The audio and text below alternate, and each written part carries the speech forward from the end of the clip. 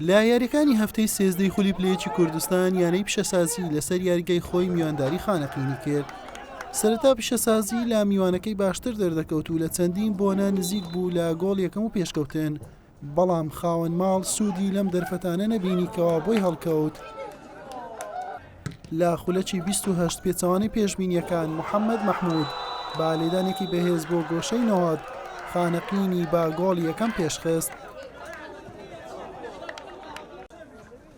لا خولەکی 39 پیشەسازی سوودی لە هەڵەی گۆڵپارێزی خانەقین بینی و لا ڕێگای یوسف وریاوە ئەنجامەکەی یەکسان کردەوە. لا نیوەی دۆم ئاستی یاریەکە دابەزی و هەردوو تیپ تا ڕادەیەکی زۆر لە کۆنتڕۆڵی تۆپ و دروستکردنی هێرشەکان هاوسەنگ بوون. هەردوو تیپ کارانە بوون لە بەرهەمێنانی دەرفەتی گۆڵ، هەر بۆیە یاریەکە با یەکسانی و بە هەمان ئەنجامی نیوە یەکەم بە کۆتا هات.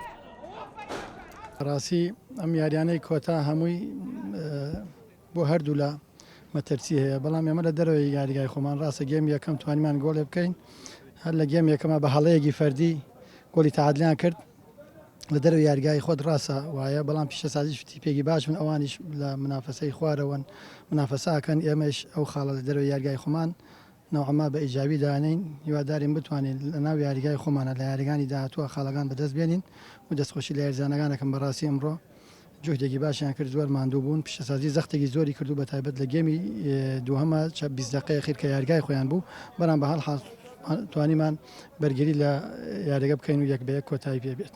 بەخۆ لە ڕاستە زۆر پێویستمان بۆ سێ خاڵی بوو داهاتینە ناو منافسەی هەموو هەولە چشماندا بۆ سێ خاڵەکە بین ئاستەچی باشیان پێشکە زەختە چتامان لەو فەرقەی کرد بەزان بەیە کە جمەی گۆڵەکیان لەمە کردی دوای کە گۆڵمای نەشەوت دۆم، یعنی فەریقی من ئەوەی مشکل تەرکیزیان لە دەستدا ئاخیرەکەی کە تەرکیزیان لە دەستدا نەماتوانی فەوزەکەەوە دەست بینین تازە لە منافسە چونیە دەرێ بەس ئەو یاریانەش ماوە دەبێت تەواوی بکەین.